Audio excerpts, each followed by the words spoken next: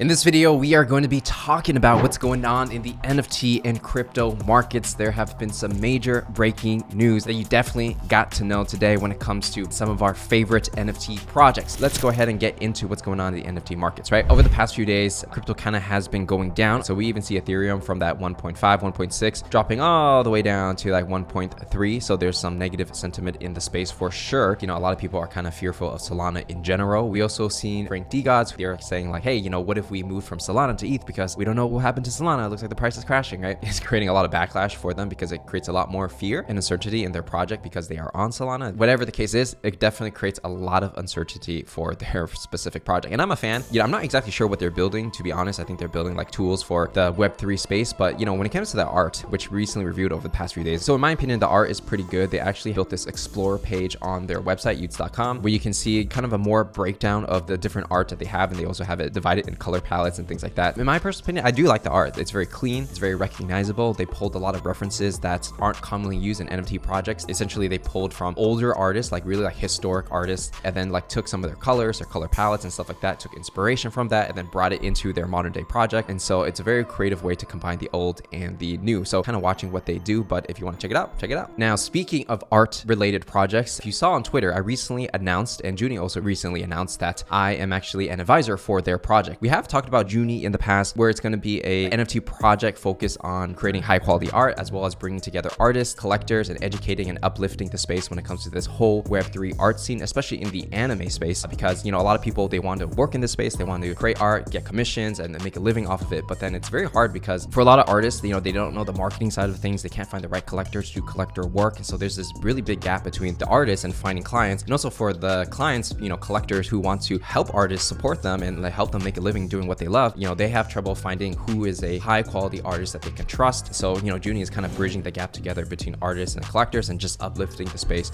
overall. And, you know, the art is actually pretty good. And I actually have been advising this project since way in the beginning, since they, you know, put out their first tweet. So I've been helping them out a lot when it comes to the strategic decisions on which direction they want to go, especially the narrative around like supporting the art community. When ICE came out with art streaming initiative, they definitely came out with that idea, but then the whole concept of uplifting artists and educating artists, providing them connections with other artists who are successful and giving them education to become better artists. This is one of the programs that came out of that strategic direction, which is pretty cool, where it's like you go from an art lover to a Juuni initiative and then a Juuni artist, and then hopefully that will give artists more exposure and, you know, just really get their careers going, right? If you want to learn more about what we're doing with Juuni and everything, you definitely should check out this interview that we did with ICE, one of the co-founders of Juuni. It really gives you a lot of insight to what we're working on and what the plans are for this project. You know, if you're someone who is an artist, you want to get to know more people in the space, you aspire to be an artist, you aspire to have commissions, or maybe you're a collector and you want to help artists, or you just want to be in the community of creative people in general, I would say like that's a better fit for who we're looking for to be part of the community. It's not for everybody, but it's for people that really appreciate this style of art and want to uplift the space, right? Not financial advice. Do your own research, obviously, and don't buy it just because I am an advisor. Just look into it and see if it's for you, if that's the community you want to be around. If you're an NFT project and maybe you're just starting out and maybe you need some help when it comes to the strategic direction of your project, or maybe you need some help with other aspects like marketing and collab management, stuff like that, make sure to check out PLX Labs, which is our accelerator advisory, which we help other projects, not only Juuni, but other projects as well, which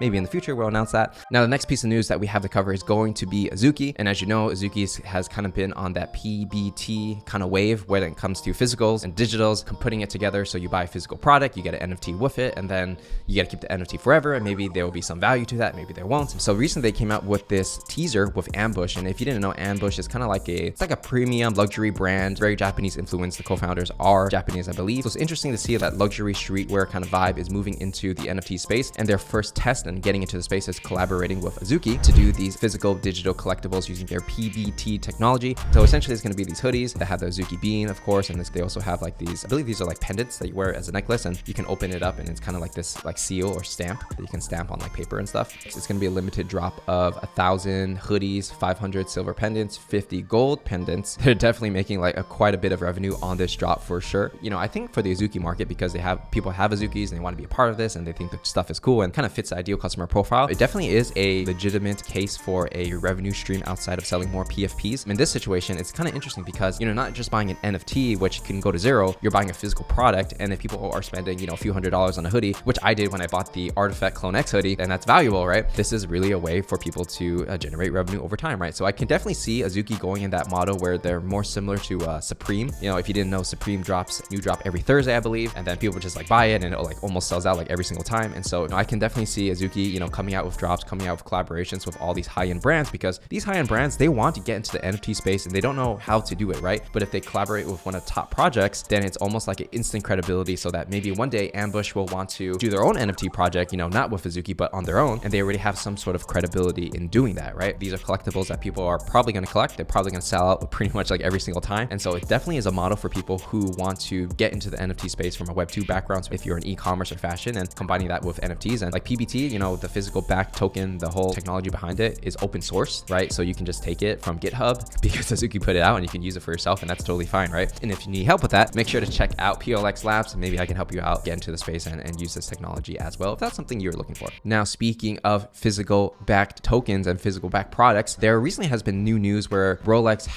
is entering the metaverse. They haven't really done anything quite yet, but they have filed trademarks for crypto and NFTs using their IP. There's not a lot of news on exactly what they're going to do or what their plans to do. There's no concrete plans. I believe they're just filing the trademark for now so that in the future they can do it and other people don't like you get this trademark before they do, right? It kind of makes sense for luxury products to have an NFT, right? Because it's like if you're going to buy a luxury product, there has to be some kind of verification to say if it's real, are you like a real member, stuff like that. So if you buy the watch, you get an NFT with it, and maybe one day when you have this NFT, you're able to buy other watches, right? And so if you didn't know, for Rolex, you know, if you want the good Rolexes that have like low supply, high demand, you kind of have to have a relationship with the Rolex company, meaning that you have to buy a few watches before you can get the good one that you really want. And I know for me, you know, I've met some people where, you know, they'll spend money on Rolexes. It doesn't necessarily go up in value after they buy it. Sometimes it goes down a little bit, like 5%, 10%. And then they're just doing that so that they can buy the, you know, the Rolex that they want in the future, which, you know, if they buy it, it'll like instantly like double in price or something like that. So definitely, you know, Rolexes and luxury goods make sense for NFTs, because NFTs itself, especially at the higher price ranges and, you know, not really offering much utility besides flexing, which is what Rolex does as well. Just know that NFTs can also be like cheaper as well. They don't have to be like $10,000 NFTs like a Azuki or a Rolex, just different use cases. And in the end, NFTs are just a technology, not necessarily a luxury good. It's just technology in which people can prove digital ownership. Now, talking about the mainstream when it comes to NFT adoption, maybe cheaper prices for NFTs. Drifter Shoots Drift, he is a popular artist in the NFT space. He's known for climbing on top of these crazy buildings and then like taking pictures with his vans hanging over like a building, like something like this, right? And he's going to be the first creator to mint and sell on Instagram. Congratulations for him, because that's like pretty historic, especially if Instagram becomes a really big player when it comes to the NFT space. But he's going to be selling 500 digital collectibles on Instagram for pretty much $1,000, learning how to handle change. This is pretty cool for him, obviously, because like it's historic, right? And he's like pretty prominent artist in the Web3 space when it comes to photography, but for the mainstream as well, because hopefully, you know, we're going to be buying NFTs on Instagram just like that. It's going to be as easy as buying a hoodie or a pair of shorts or something like that on Instagram. And maybe it'll be like you buy an NFT and it comes with a physical good, and then you just like shop for it, and you know, the NFT goes in your wallet, and then you get the product delivered to your house, assuming we want to have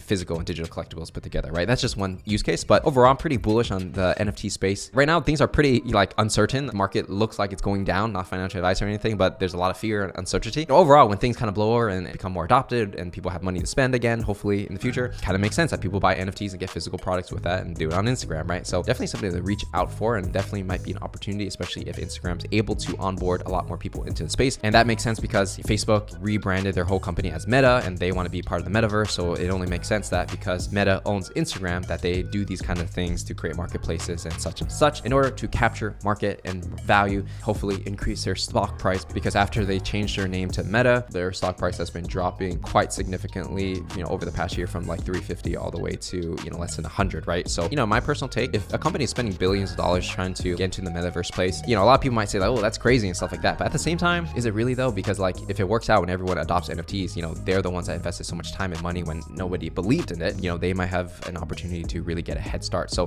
and the last thing we're going to talk about is going to be the Parallax Gensis. So this Tuesday on November 9 p.m. my time, so we're going to have a Parallax Academy session where we're going to talk about how to start a career in Web3. So I know a lot of you guys want to work in Web3. Maybe you want to be moderators, collab managers, or maybe you want to have a full-time job with a Web3 company, right? So we're going to have a special live session where we're going to talk about all about how to do this from my experience, you know, doing a Web3 company, a media company, and launching my own project. And we also have a special guest, Sky Ultima, who is the former PR branding advisor to Imaginary Ones, Xmod at Hape, Llamaverse, Skyverse. So he has some experience when it comes to working at different projects, and I'm also going to give my experience as well. So if you want to get into the Web3 space and you want to learn about this, make sure to pick up a Parallax Genesis because it's only for holders. With that said, that is everything we have to cover for this video. If you enjoyed it, make sure to give it a like, subscribe, turn on notifications, and I will see you in the next one.